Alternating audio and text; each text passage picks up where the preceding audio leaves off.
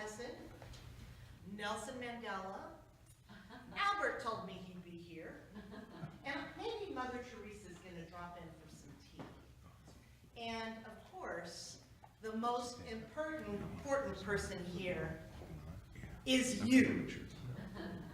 Whether you know it or not, you are here by the invitation of your higher self this morning. And the question is, will you say yes? Also, bring up the paper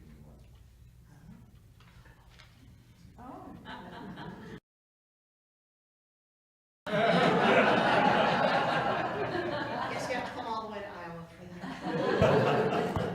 for that. All right. Ooh.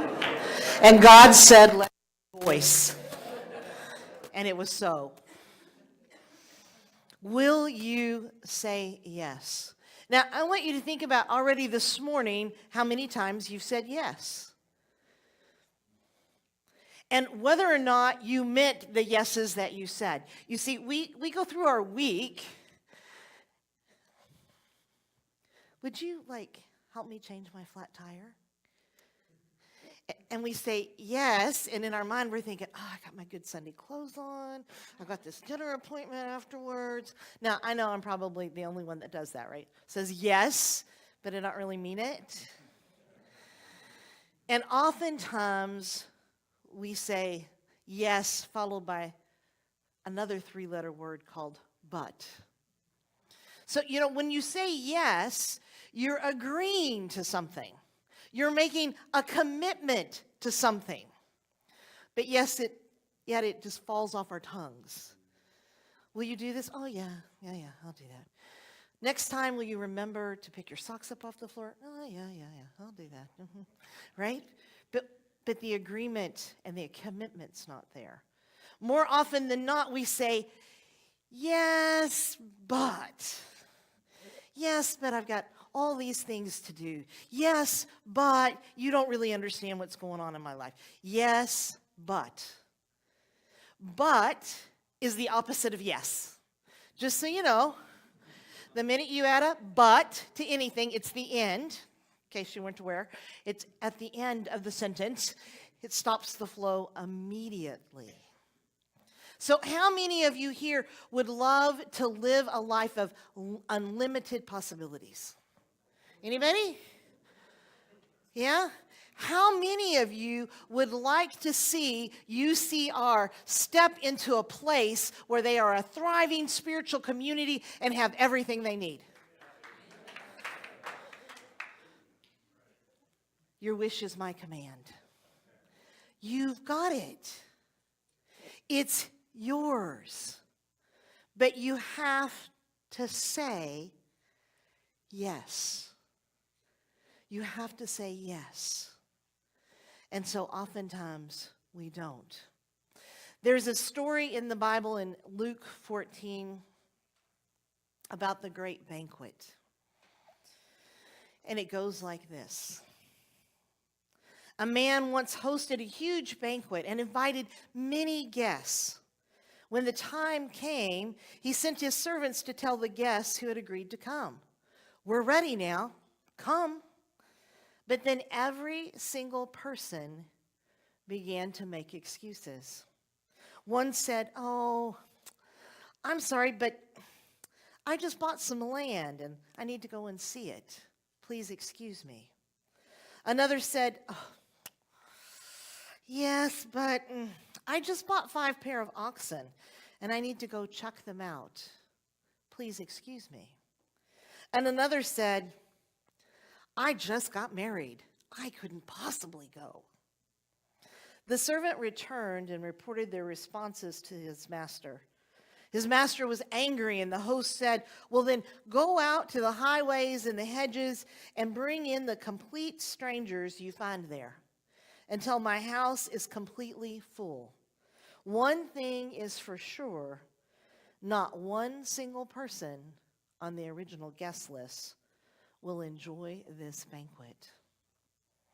Now, I happen to be a Jesus friend too, and I love that he took everyday events and he used them to teach us about our own divinity. And he used them to teach us about our relationship to all that is and to our relationship to heaven. Now, many of us grew up with this idea that heaven's up here in the rafters somewhere. And if you pay the price and you do the right things, that's where you'll end up, and it'll all be lovely and dandy. But what we know metaphysically in Unity is heaven is here.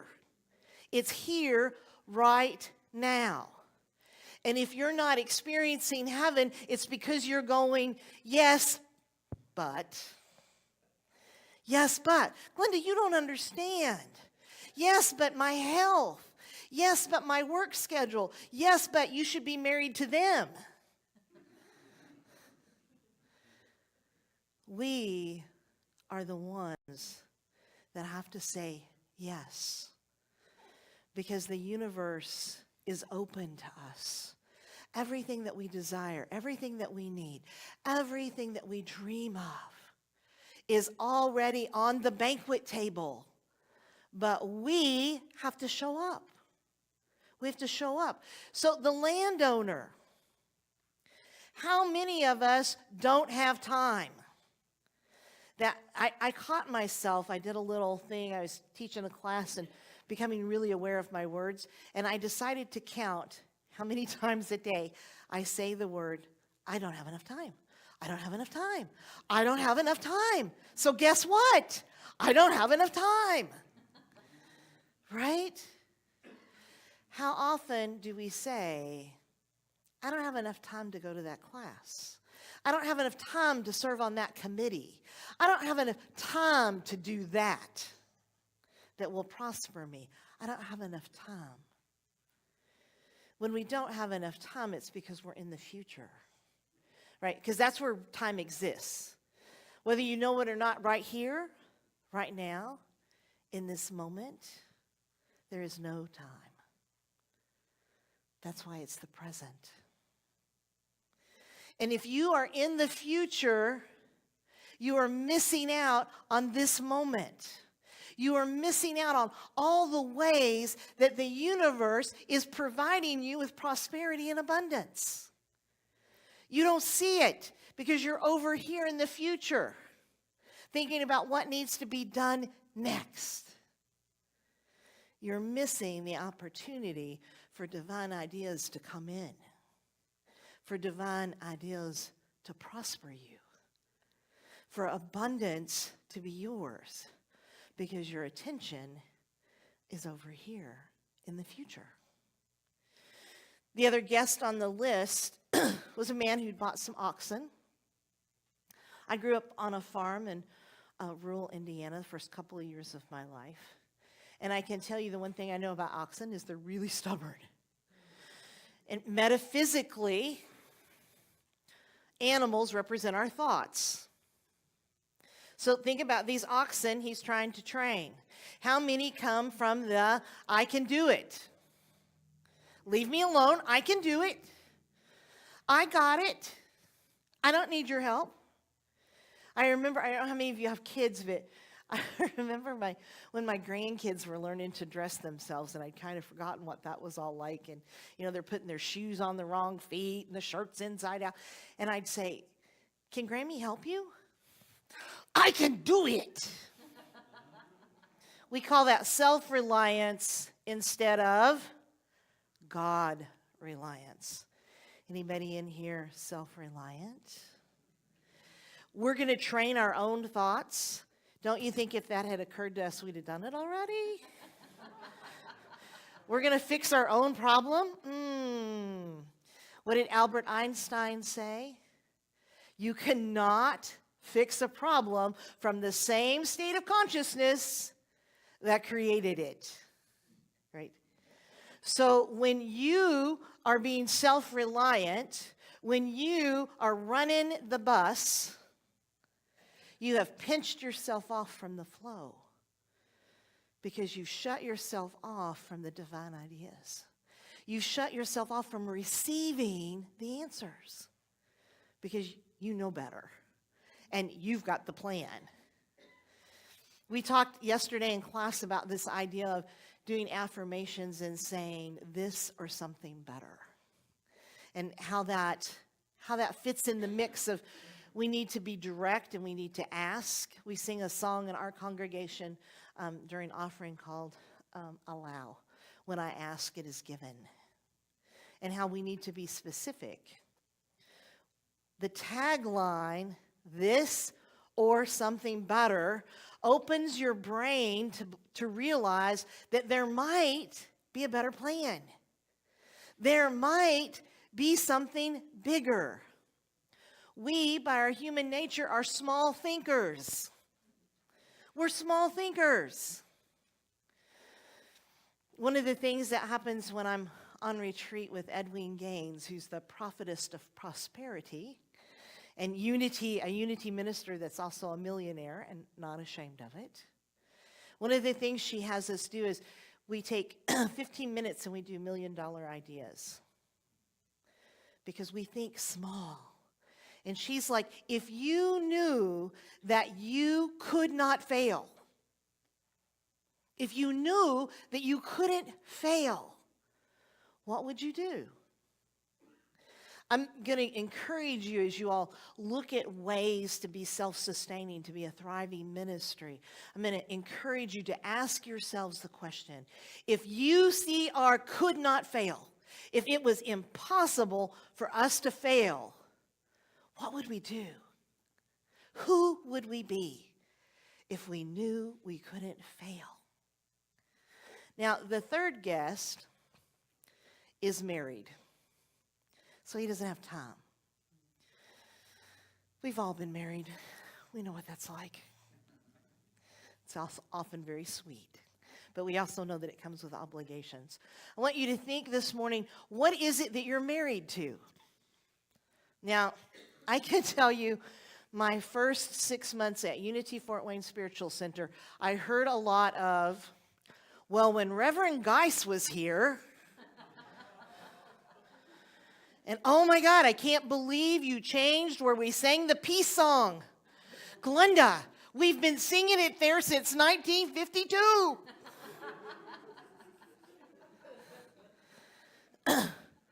What are you married to? One of the downfalls of not just Unity churches, but I believe churches across the world, is that they've become married to the way church looks, to what church means, and it's not serving them. In the same way, you are married to ideas, thoughts, beliefs around prosperity.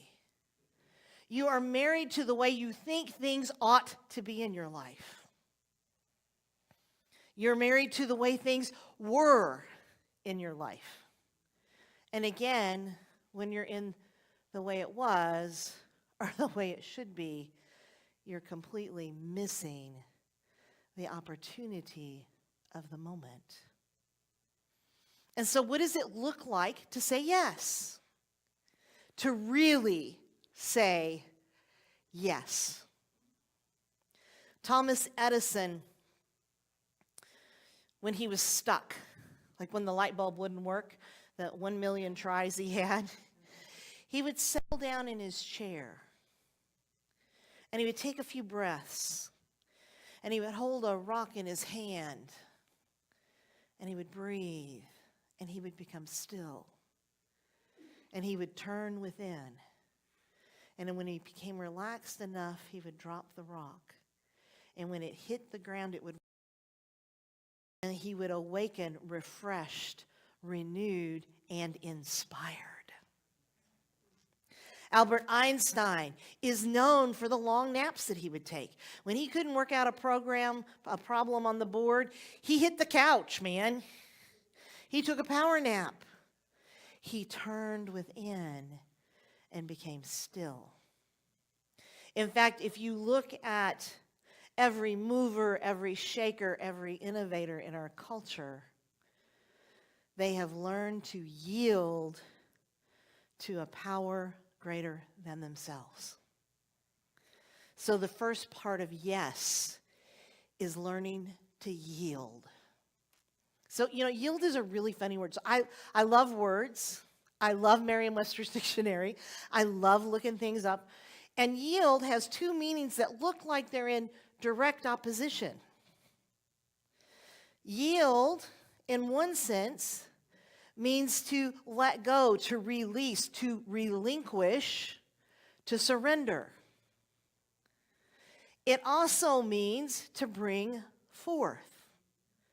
So in the first sense, you have to yield. In order to yield, you got to get everything out of the way. You got to surrender. You got to say, this isn't working for me. I'm going to let this go. You have to be willing to give to forgive, to give up what's harming you, to give up the poison, to give up the blocks for something better. So you have to be willing to surrender, to relinquish what you think is best.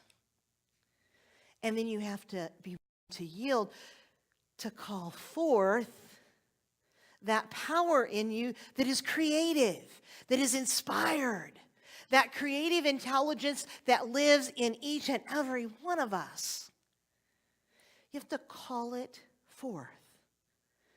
Let it be made manifest. You see, it doesn't say in Unity teachings that prosperity is dumped in our laps. It doesn't say that God creates all of our experiences. Our third principle teaches us that we are co-creators. Well, let me tell you something. Creative intelligence shows up all the time, 100%. Are you showing up? Because it takes both. Faith without works is dead. You have to be willing to take action. You have to be willing to show up and to be present. When I go on retreat with Edwene Gaines, every year after Easter, she takes ministers from all over the Unity movement, and she allows us to spend 3 days with her. It doesn't cost us anything, and we get all these wonderful teachings. But don't you dare complain. The first time I said, well, I tried that, and that just didn't work. And she said, well, did you expect it to work? And I said, well, no, I told you they weren't going to do that. You were right. And so was I. Right? Expect the best. When you say yes, you're making a commitment to expect the best. It is not a yes if it's followed with, I'll try that, but they're not going to like it. We could do that, but it's not going to work. You have to expect the best, because I'm going to tell you that God will answer all of the time. If you get up and expect the worst, I can guarantee you, you're right. If you get up and expect that everything's going to go your way, you're also right. My wife will tell you that I am the queen manifester, that I don't ever ask the universe for anything that I don't expect I'm going to get. And so I'm successful all of the time. Sometimes when I don't want to be, right? I can manifest. We were out kayaking, and the water was really, really high last year. We were out kayaking, and she is not as skilled of a kayaker as I am. And I kept saying, you need a life vest. I am going to get you a life vest. You're scaring me to death. I'm going to get you a life vest. We have to have a life vest. As soon as this boat gets on solid ground, I'm getting a life vest for you. We're paddling along. What is that hanging in the trees over there? And I said, it's probably a life vest. And she laughs. No, it can't be that. I paddle over, brand new life vest tag on it. Hanging up in the tree. Just waiting for me to come by. Expect the best. If you want UCR to flourish, expect it to flourish. Expect that every idea on that board is going to be a marvelous idea. That every idea that you stand behind is going to flourish this community. Expect the best. If that's what you want, expect the best. The last part of yes is about self-mastery. It's about self-mastery. Linda Martilla Whitsitt describes self-mastery as our capacity to guide our thoughts, words, and actions in integrity with our infinite self instead of reacting from human impulses. So our ceiling is caving in on our sanctuary. Our trusses have slipped. The walls are bowing. The architect told us it wasn't safe for us to be up there in the snow. So we've moved our services into our fellowship hall. Now, it was a great opportunity for us to go, we don't have a sanctuary. What are we going to do? We don't have enough money. We don't have enough money. We don't have enough money. We don't have enough money. But we took an opportunity to decide differently. To instead decide, this is a great opportunity for us to explore what it would be like to do church differently. To do church in a setting that's way less formal. I mean, we're in our coffee hall. It looks just like yours. We got some coffee tables up, got some little round tables. We're doing church differently. We could have reacted and focused on, even now, we could have focused on what we can't have. But instead, we focused on, what do we want this space to look like? We are dreaming big. And every time the architect says to me, now, Glenda, that's not really in your budget, I'll say, do you not know who I work for? Of course it's in my budget. Of course it's in my budget. You just wait and see. So self-mastery is about catching yourself. So I can tell you, well, I can't tell you because I won't, but my wife will tell you, I am not all cheerful, laughing, and prosperous 100% of the time because I'm still very much in a human experience. So I still get grumpy, I still get grouchy, and sometimes I want to just go, oh, this is pointless. Self-mastery is about seeing that, and loving it anyway. Loving that I'm human, giving myself a pass, practicing forgiveness on me, and then moving on, thinking of it differently. I have practices in place that I do every day to try to keep my thoughts aligned. Self-mastery is about aligning with our highest good, aligning with what we know to be true. And I'm here to tell you that there is nothing that UCR cannot do. My God, you've got a beautiful building. You're in a beautiful location. There is nothing you can't do if you're willing to say yes. There is nothing you can't do in your personal life if you are willing to say yes. Yes, this or something better. Yes, I expect that I am receiving everything I've asked for. Yes, I will align my thoughts. I will do my homework. I will take action every day to receive what is good for us. One of the things that we have done, and we did in our congregation when we paid off our mortgage, was we made up an affirmation prayer. And we asked people to commit to 21 days of prayer. 2 minutes. Just sit down once a day, read the affirmation prayer that affirmed the prosperity of Unity Fort Wayne Spiritual Center. When I took leadership there, they told me we couldn't pay our mortgage off.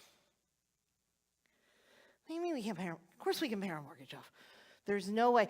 Well, we can pay it off, but it's going to be a while. No, it's going to be July 4th. We're paying our mortgage off July 4th. I got there May 16th. They were like, and I would just say, just breathe. I'd just tell my president, just take a deep breath with me. And just say, yes, we're paying our mortgage off. Yes. And so we got our congregation to say yes with us and to agree to pray together. And on July 5th, we delivered a check to the bank that paid off our mortgage.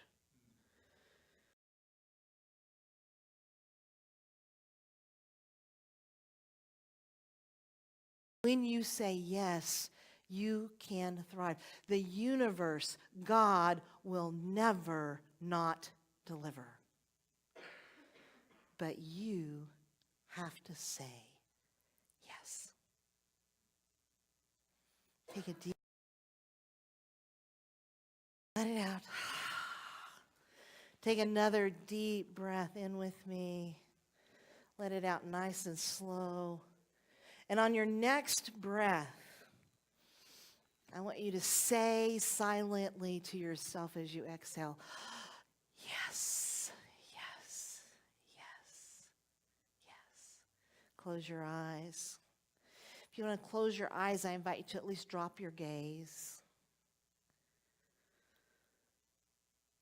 and just breathe.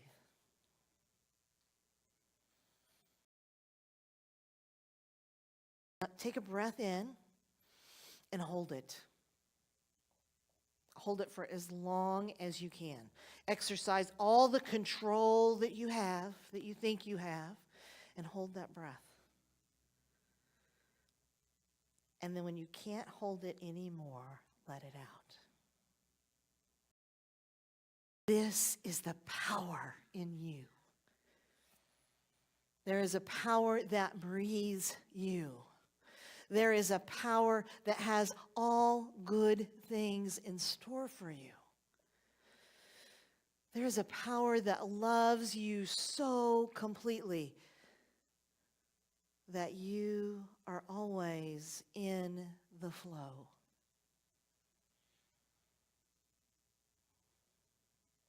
Breathe in.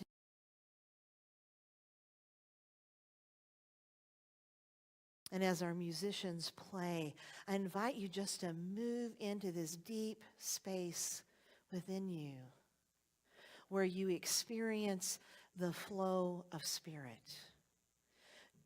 Breathe into opening your heart, opening your mind, opening to receive.